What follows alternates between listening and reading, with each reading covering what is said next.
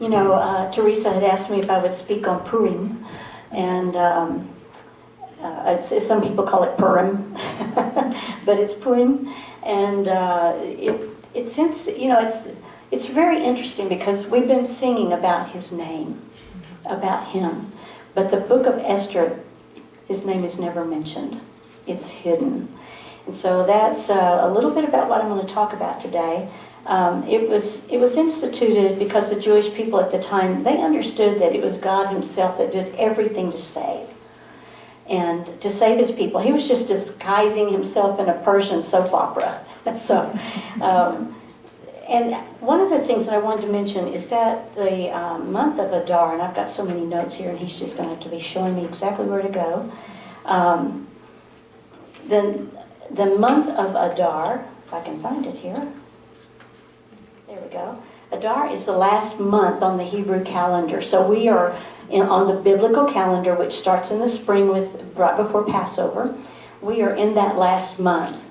And so Purim begins on the 14th day of Adar.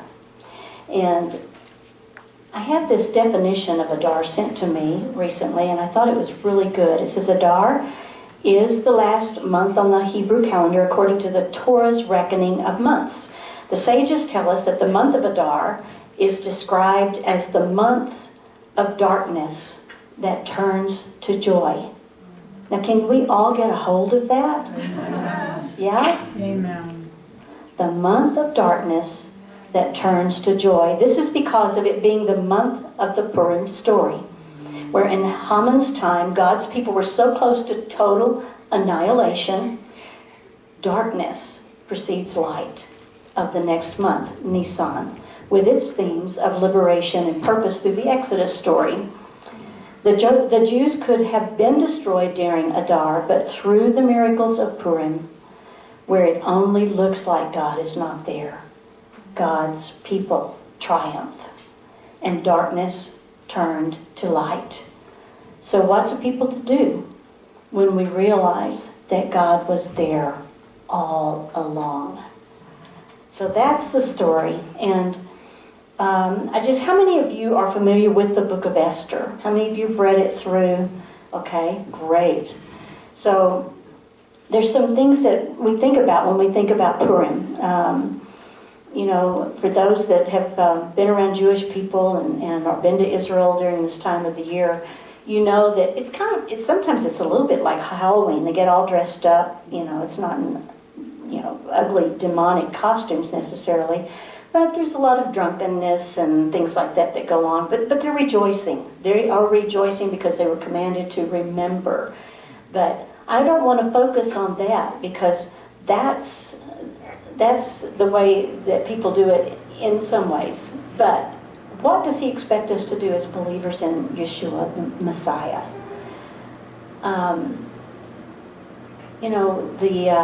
There is a story here that's taken from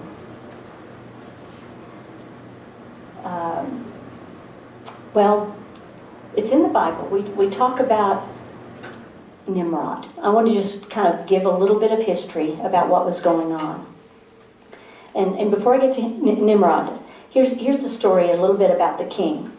Ahasuerus, or Xerxes was his name, meaning, if I remain silent, I will become poor. So pause and reflect, Selah. If I remain silent, I will become poor.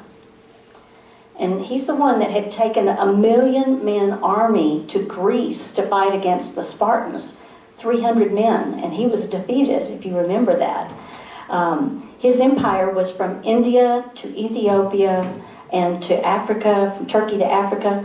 These were all nations that were a part of this great empire during the time. So this was the one world government of that time. We're looking right now, right down at a one world government around the world that's being trying to be enforced upon us. So this is a very real time for us to examine the book of Esther. Shushan, or Babylon, Persia, the king had made an 180-day party for all the nobility, the kings and all the nobles. And it was like a world's fair of nations. And they came, and at the end he was holding a great banquet. And this was for all, the kings and the nobles. And Vashti, his king, was considered very, very beautiful, breathtakingly beautiful. She was entertaining the ladies at a party for 7 days. And you ladies in the room, you know what it's like when the gals get together and they're hanging out and partying. And can you imagine when the king decides that he wants to bring her in and parade her before all the nobles? That all these ladies are like, why is he doing that? And they probably were planting a lot of seeds in her mind, and she disrespected him and refused to come. Now, there's something here about this too, and again, this was something else the Lord was speaking to me during the service, is that, the women have arisen a lot of time in the churches because the men had kind of laid down and just left things alone. So God raised up women. But God wants to use men and women, and He wants the men to be able to take the lead. Amen. And so, on that 7th and final day, He commanded the eunuchs to go get Vashti, put her royal crown on her, bring her into the banquet hall. She refused, and that meant that she disrespected him in front of everybody. Now, one of the things that we have to understand, women, of a nature, need love. Men need respect. So he conferred with his counselors during that time. It's like, what am I going to do? How do I handle this? And they're like, if you don't do something about this, all of our wives are going to start doing the same thing to us. So you need to do something about it. And again, if I remain silent, I become poor. So disrespect will cause a man to lose his self-respect. So Memucan said, well, Vashti should come before the king no more, and her estate should be given to another.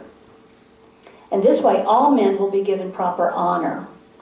And so a decree went out that every man should be master in his own house. So Vashti was exiled. It doesn't say she was executed or anything like that, but she was exiled. She would no more come to the king's house. She lost all of her rights and privileges. So the king's servants determined then at some point that a call should go out, because they saw that the king was very sad. He was mourning over all of this.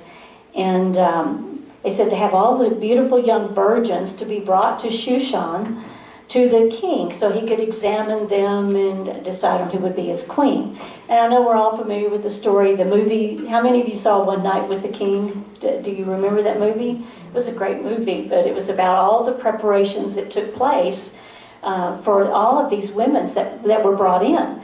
And I mean, if you think about what I just said, his empire was from India to Ethiopia, from Turkey to Africa. So they were bringing all the most beautiful women in, and then they had to undergo a 12-month process.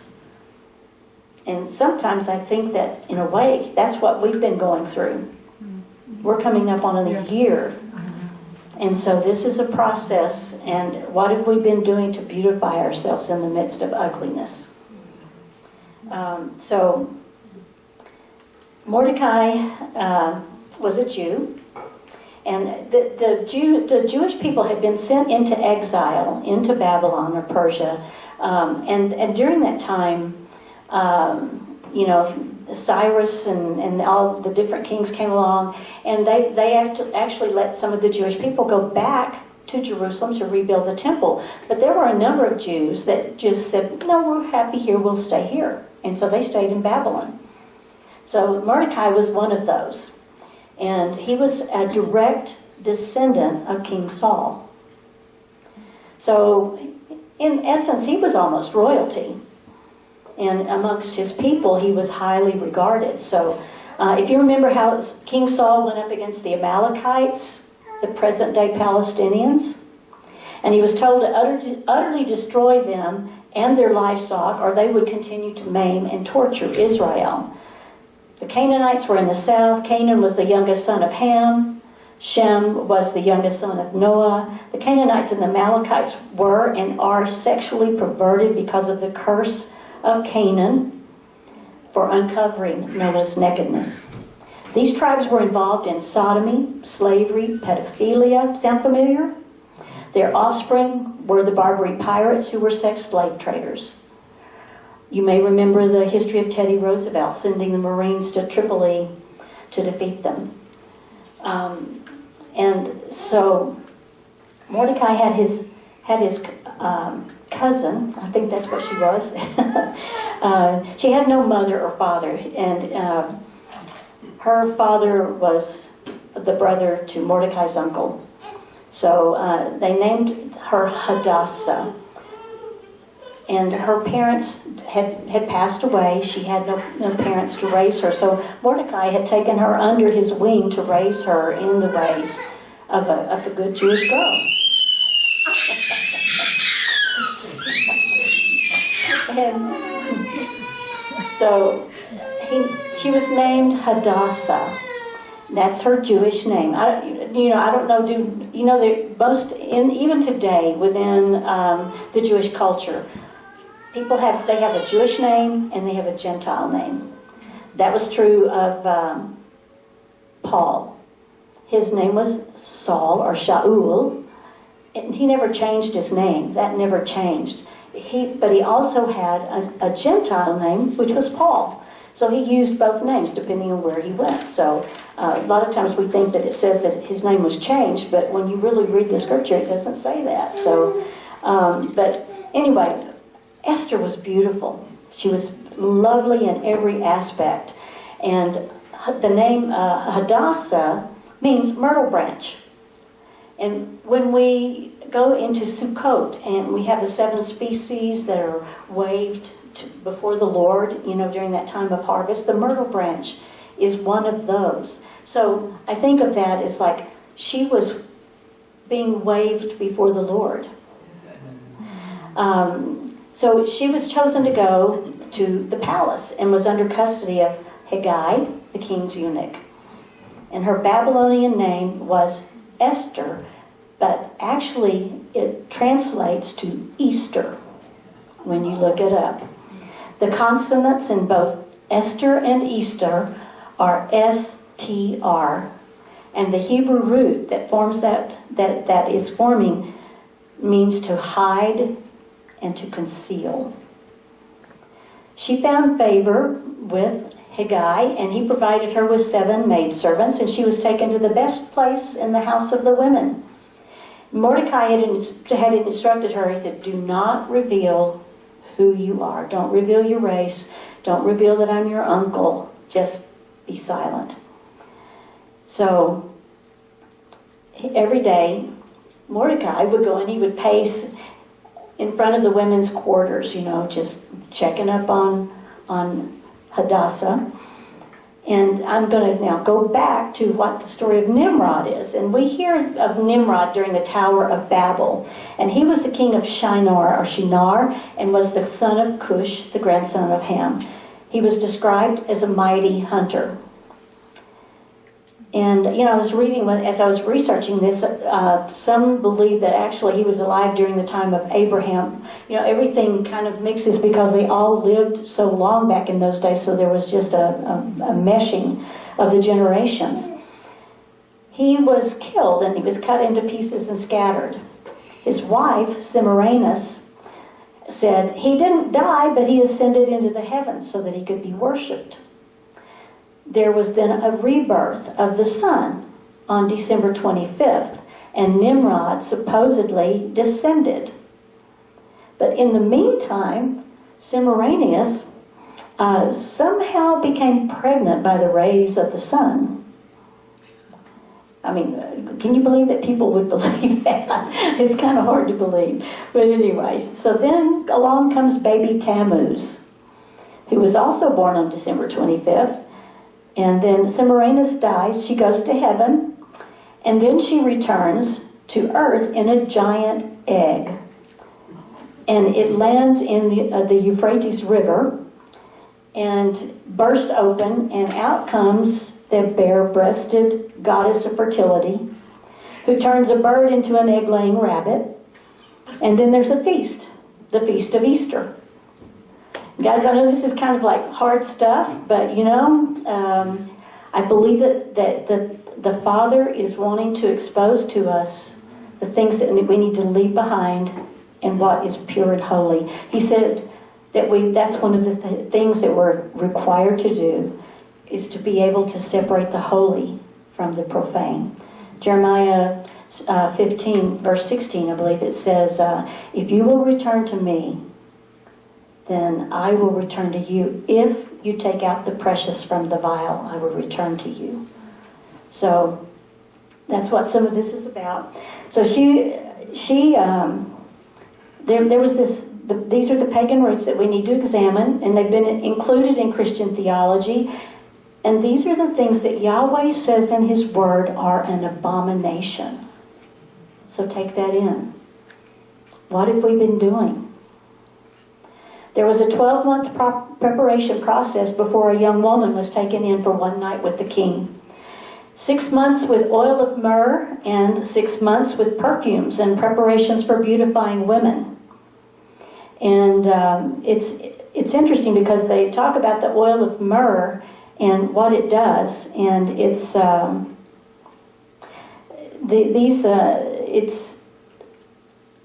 not a fun treatment, actually. It sounds like it'd be great, but it says the oil of myrrh treatment.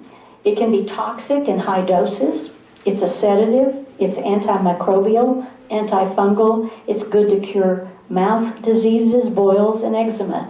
So if you think about some of these women that were coming in, they were barefoot milkmaids, a lot of them. I mean, they were beautiful, but they were crusty. And they needed to be brought down to that place of softness that, that the king required. So that was the oil of myrrh for 6 months, and then 6 months with perfumes and preparations for beautifying the women. So when each woman went into the women's quarters, or when she went into the king, she was allowed to take whatever she desired from the women's quarters.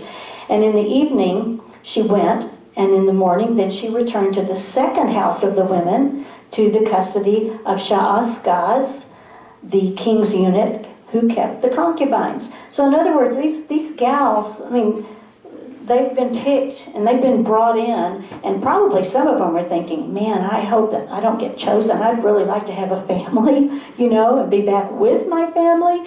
And so can you imagine that they were trying their best not to be picked? So they might not have been taking really good care of themselves.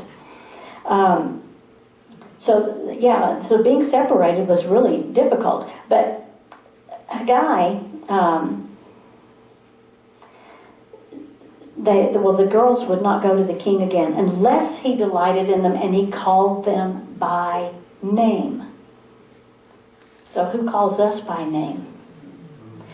There's so many hidden allusions within the book of Esther that are for us today. He calls us by name. He requests our presence in His chambers. But we have to go through a purification process. And He's willing to do that with us, to enter in because of the blood of Yeshua. So when it was Esther's turn to go in, she requested nothing from the women's quarters but what Haggai advised. She asked him, what shall I do?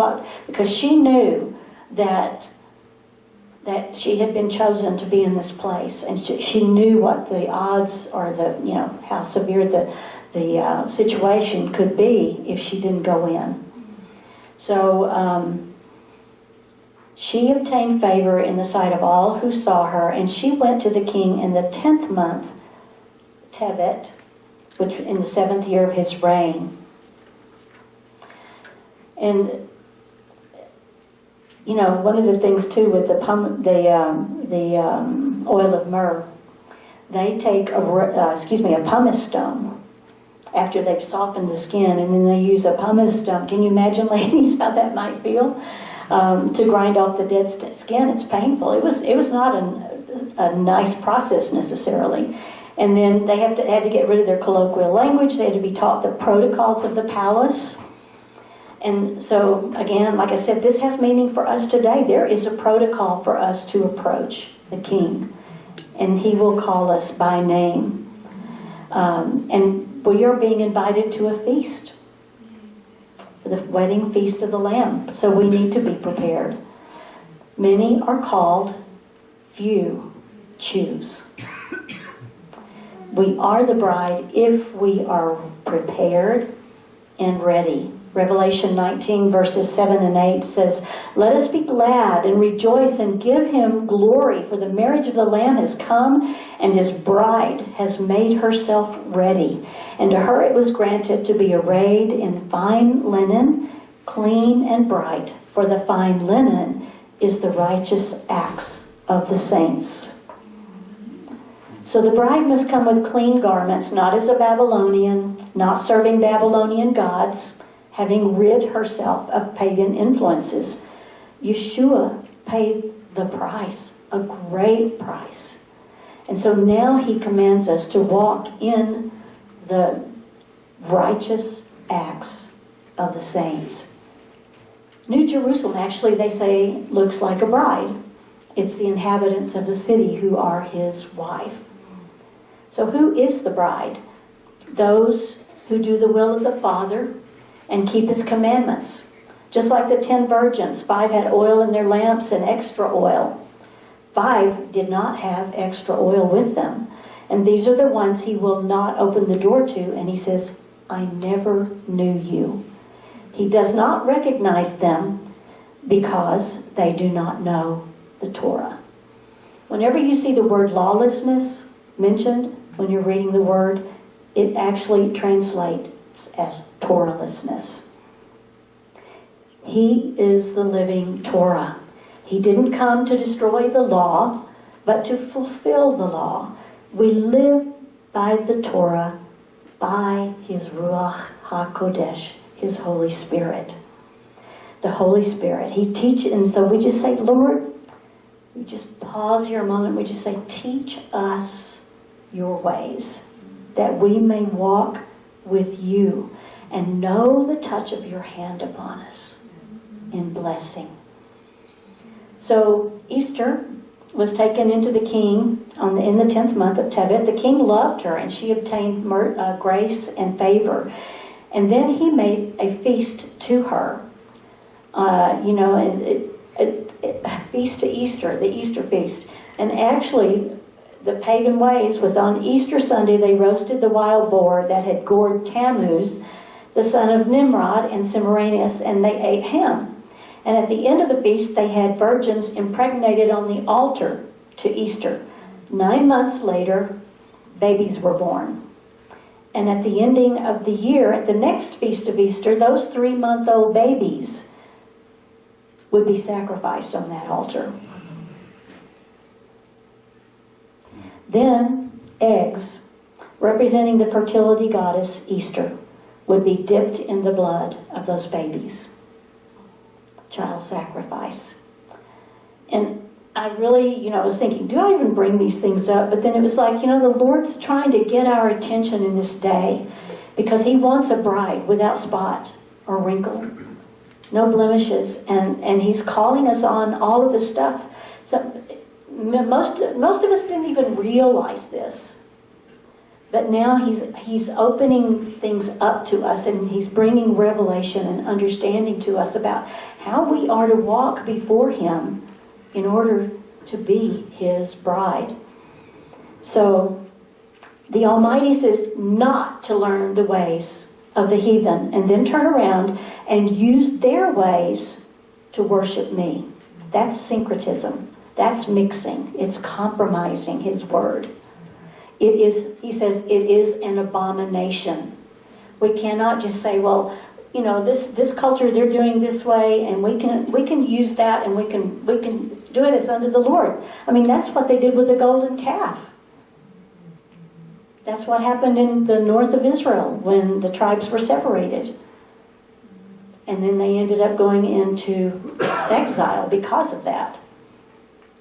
So we can say we're doing it for Him or in His name, but we are engaging in what amounts to a satanic rehearsal. God gave us His feast. Those are called the Mikra, the Moedim. They are rehearsals every year when we celebrate one of the feasts. And they're not Jewish feasts. Yahweh says, these are my feasts. And they're for every one of us that are called by His name. So when we rehearse, it's as unto Him, as preparing for that bridal ceremony.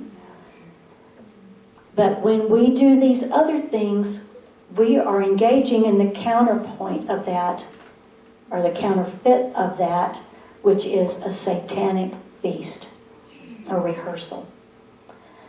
So there was a second gathering of virgins, and Mordecai sat at the gate. And Esther continued to keep their secret. And apparently things were going pretty good with her. You know, the king continued to engage her. During the 7th year of the king's reign, he learned of a plot to assassinate the king and got the information to Esther, who revealed it to the king. So the king's life was spared. Again, was something that was done, and they didn't know who it was that brought the information. And so then heaven, just pause and think about this. Heaven will bring forth the fulfillment of the covenant. Regardless of what's going on, we have a covenant with the Almighty. And when we walk in His covenant ways, then heaven will bring forth that fulfillment of the covenant to us as well. So during this time, Haman gets promoted. And he's an Agagite. He wanted everybody to bow to him, if you remember. And Mordecai refused to bow to him. And boy, that really upset Haman, as you know, because he wouldn't bow. And even Mordecai's friends were like, you know, you need to wear a mask. Oh, I mean, you need to bow. So, you know, it was like, no. So, and he's like, no, I can't. I cannot do it. So, after all, there's a 400-year history between these two. And so we go back. When Haman finds out that Mordecai is a Jew, he wants to get rid of all the Jews in Babylon, so he takes his issue to the king. And the king allows him to write his decree and stamp it with the king's ring. And the hand of Yahweh is working during this time, a simple coin toss. They continue casting lots for the date, and it finally ends up on Nisan 13, the day before Passover. But just to go back a little bit to explain about Haman, he was an Agagite, which basically, you remember when King Saul was told to utterly destroy the Amalekites, all the women, all the men, all the children, all the cattle. And what did King Saul do? He didn't fulfill that. And the Lord had said, you know, if you don't do it, they're gonna be a thorn in your side from here on. Well, Haman was of that lineage. And in Genesis 36:12, it says, Timnah was the concubine of Eliphaz, Esau's son, and she bore Amalek to Eliphaz, and Eliphaz dwelt with the Canaanites. So Amalek, the Amalekites, were the ones that Saul said, that the Lord told Saul to get rid of. And lo and behold, 400 years later, here they are in Babylon, along with the Jews. So we see these kind of things that are happening today in our country. America's laws were based on man's ability to live on a higher level. So what is that higher level? The Word, the Torah. And that's our forefathers, when they came to America, they came and they felt that they had crossed the Red Sea, and that they were coming into the promised land, and they were bringing the Torah with them and the ways of the Torah. Actually, Hebrew was considered to be, they actually considered Hebrew to be the language of America back in the day. And I don't know if any of you know it, but like Harvard, Yale, Princeton, all of those universities, whenever people would do their dissertations for their degrees, they had to give those in Hebrew. So, letters of the decree went out all across the empire to kill all the Jews. And Mordecai hears this. He tears his clothes and he puts on sackcloth and ashes. And the word comes to Esther about him being out there walking around crying and going on. And so she checks, and has her servant go find out what's going on. That's how she hears what the decree was. So she sends back word and she says to Mordecai, she said, you know the protocol about approaching the king. If I have not been summoned and if he doesn't extend his scepter, then I could die. And Mordecai then, and these famous words that we repeat a lot, says, do not think in your heart that you will escape in the king's palace any more than all the other Jews. For if you remain completely silent at this time, relief and deliverance will arise for the Jews from another place. But you and your father's house will perish.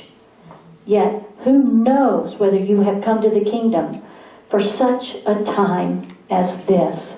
I don't know about you guys. I remember when this whole pandemic thing started, and I actually watched a video, and it was called Donald's Bible.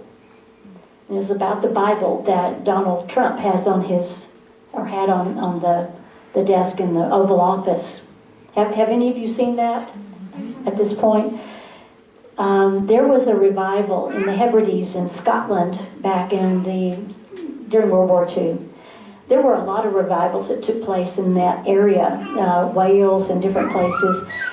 There were people that were on their faces crying out to the Lord, and they would begin to pray. And some of them were even praying into the battles of World War II and seeing the Spirit of God move and change things. I mean, it was a powerful, powerful time where there were these two single sisters that lived together, and they were intercessors. And they began to pray, and revival broke out in the Hebrides. And there was a young man by the name of Donald. I think he must have been their nephew.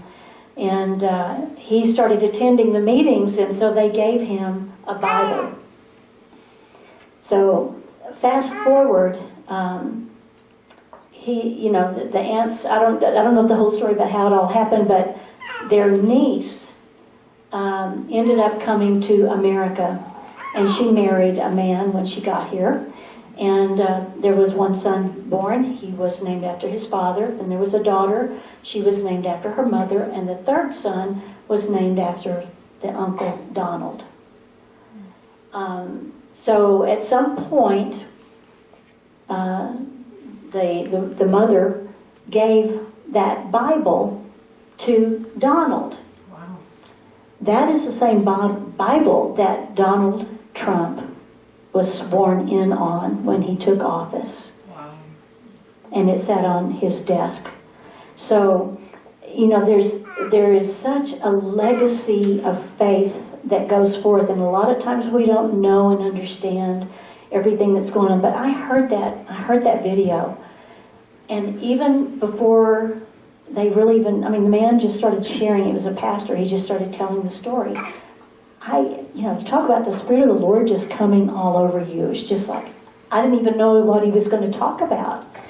And I began to cry. And I'm like, what is this, And then when it got to the end of it, my response was, for such a time as this. I knew that I knew that I knew that I was alive for such a time as this. I knew that I had to speak and not be silent. I knew that I had to learn and to hear and to discern and trust God. Because for such a time as this, we are all here.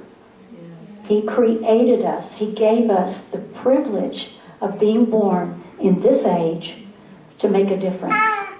So our challenge is, will we stand? Will we be vocal? Will we speak out? Will we speak truth? And will we spend that time in His chambers, in His presence, getting our marching orders so that we know exactly what we're supposed to do? So she just said to Mordecai, go gather all the Jews who are present in Shushan and fast for me. Don't eat, don't drink for 3 days, night or day. My maids and I will also fast. And so I will go to the king, which is against the law. And if I perish, I perish. Are we there yet? On the third day, Esther puts on a royal robe and she stands in the inner court of the king's palace. He saw her. And she found favor as he extended his scepter. He asked her what he wanted. He said, I'll give you, to half of my kingdom, etc., etc. She proposes a banquet of wine and invites him and who? Haman. Haman thinks he is all that now. He is really happy and proud of himself. He goes home boasting to his wife, but then as on his way home, who does he pass but Mordecai, and Mordecai won't bow. So during the night, and during this time too, Haman has decided that he's going to build a gallows for Haman. And we're going to get into what those gallows looked like and how that all played out. But so during the night, the king couldn't sleep. And he summoned the book of the records of the Chronicles. And he then sees that Mordecai is the one who brought attention to the assassination plot. And he asked if any honor had been bestowed. Haman, by that time, and they tell him no, and so he's trying to figure out what to do. Well, Haman has arrived, and so the king asks Haman, what shall be done for the man whom the king delights to honor? Of course, he thinks that man is him, and he's getting really puffed up by now. So he begins to give him these grandiose plans of, parading him through and the king's ring and, all these different things when you read the book. I'm not going to go into all that. If you haven't read it, please read the book of Esther. So he, when he realizes then it's Mordecai, that is even more upsetting. Again, this, like we said, I said it's a Persian soap opera because it's like one thing, you think that one thing's happening, but actually Yahweh is in control of everything. So he then has the gallows built for Mordecai. It was 50 feet tall. He was going to be hung. And what they would do, they would hang them, and then the ultimate insult was to take that dead body and to impale it on a stake. So, that's pretty brutal. So that was what he was doing. So,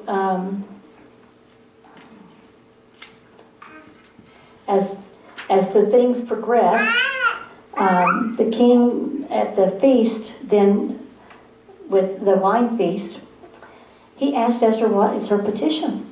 And that's found in Esther 7, 3 through 6. And let me just read that to you real quick, because it's pretty powerful.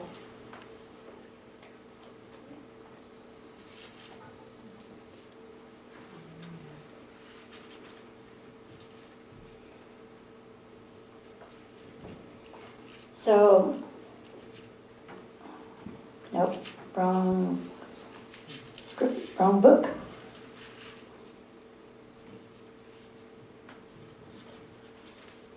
All right, so then he says,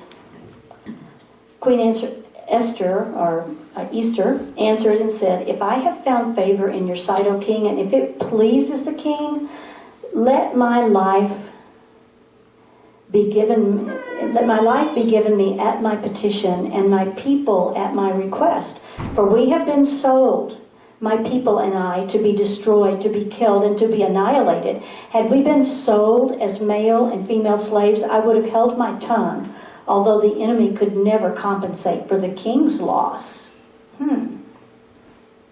So then he answered, he said, who is he who would dare to presume in his heart to do such a thing?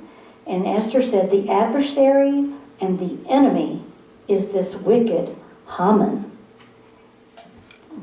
Wow. She got him. So the king is furious, and he leaves and he walks out into the garden to compose himself. And in the meantime, Haman is like trying to do everything he can to get Esther to, go to the king on his behalf, basically. King walks back in the door and finds Haman laying across the couch where Esther was.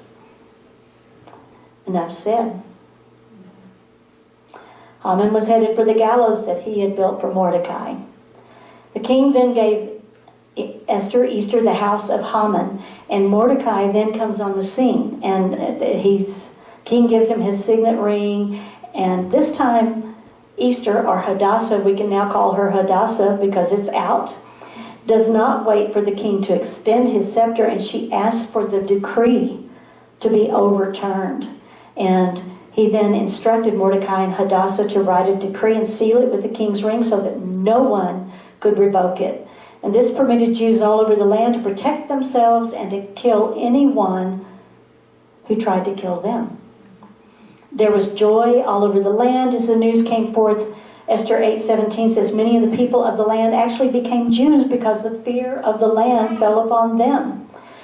And in the 12th month, the 13th of Adar, the enemies of the Jews were routed. All the officials and those doing the king's work helped the Jews. Haman's sons were killed, but no hand was laid on the plunder. And again on the 14th of Adar, Jews gathered, and Hadassah had requested Haman be impaled along with his sons. And it was considered that ultimate insult to do that. On the 15th day, everyone rested and made it a day of feasting and celebration. So Mordecai established a yearly celebration on Adar 14 and 15 to remember and to celebrate as the Jews had rest from their enemies. And they were to feast and send presents to one another and to the poor. So we can be grafted into the root of Israel. And we must remember and decide to keep his ways by the Spirit. In these times, we too have a decision. Will we stand on the right side, even unto death? Or will we cower and submit and even betray one another because love has waxed cold, because Torah is gone from our hearts and our lives, and all that we have left is some sloppy agape and greasy grace? We now remember her as Hadassah, the myrtle branch. And Mordecai and Hadassah then continued to seek for the greater welfare of all the people of the kingdom. There's some contrasts and some things that are brought in, like Daniel 11:32. Those who do wickedly against the covenant, he shall corrupt with flattery. But the people who know their God shall be strong and carry out great exploits. We are the people of God. One of the things that I found, let's see if it's here, it's all the nuances that are there with regard to how the Lord was hidden in the midst of this story. But there we go. By chance, Queen Vashti inexplicably defied King Ahasuerus, which set off the search for a new queen. By chance, a beautiful Jewish girl named Hadassah, whose Persian name was Esther, was the niece of Mordecai, a leader of the Jews who served in the king's palace. By chance, of the countless young women in Persia, Esther was ultimately chosen to be the new queen. By chance, Mordecai overheard the conspiracy against the king. By chance, the king promoted Haman, a descendant of Amalek, to be the vizier of Persia. By chance, the king's servants provoked Haman to see whether Mordecai's commitment to his Jewish faith would overrule the king's decree. By chance, the king agreed to Haman's plan to exterminate the Jews, the result of the magician's dice, which is the Purim. They cast the dice, or they cast the pur, in order to find out what day that this activity was to take place. By chance, Esther was the only one able to directly thwart Haman's plot. By chance, the king was in a receptive mood when Esther came to appeal to him. By chance, Haman's wife Zeresh suggested that a gallows be built to hang Mordecai. By chance, the king slept badly one night so that he ordered the royal chronicle to be read to him. By chance, the king came across the record of Mordecai's meritorious service. By chance, Haman entered to request that Mordecai be hanged precisely when the king was thinking about how to reward Mordecai. By chance, Zeresh foretold Haman's fall at the hands of the Jews just before Haman was called to attend the second banquet. By chance, Haman fell on the bed with Esther just as the king returned to the banquet hall. By chance, the king decreed that Haman be hanged on the gallows he erected, and he bequeathed all of Haman's property to Esther. By chance, the new decree of the king caused fear to spread among all of Persia so that Haman's plan was routed. And by chance, the Jews of Persia rested on the 14th of Adar and declared it a holiday of celebrating and rejoicing.